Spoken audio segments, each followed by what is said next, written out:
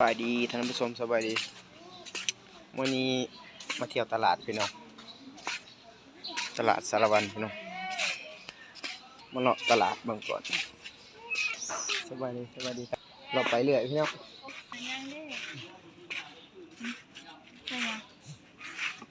เสื้อผู้ชายมีบ่เสื้อดี cái nào bỏ Ừ. đi ซื้อขึ้นสบายดีท่านผู้ชมสบายดีท่านผู้ชมก่อนจ้ะ để thằng má ว้ามีแต่เครื่องนงเด็กหน่อย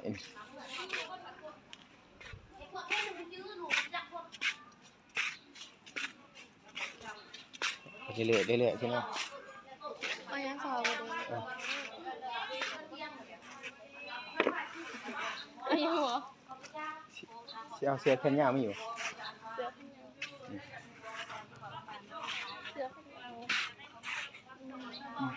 hay xài đi một แมน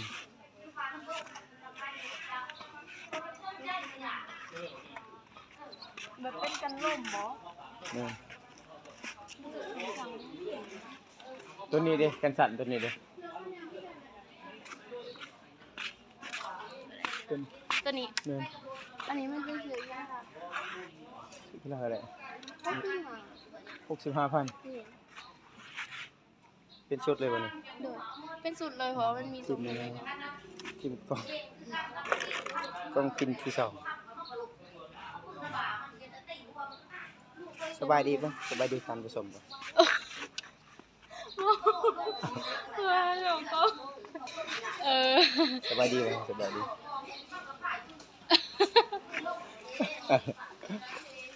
โอ้ยมันเกินกอง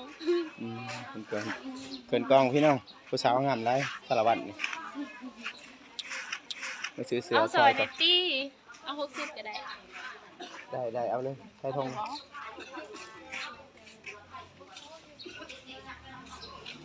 สาวหน้าพี่น้องโสดบ่ อืม ที่เห็ดถึงทางนี้เลย อายเป็นคนแข็งเลย นะ อายเป็นคนแข็งเลย อายุเบิ่งโค้ง โอ้ สารวัตร มาเก็ตจีบบ่คนมาให้จีบ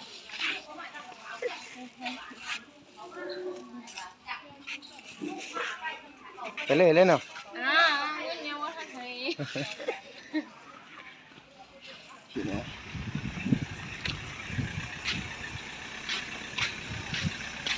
เรีย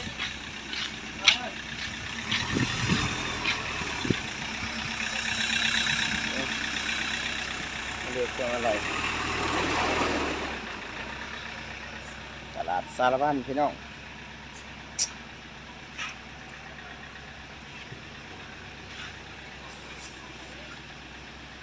โอเคพี่น้องคลิปก็จบเพียงเท่านี้ฝากติดตาม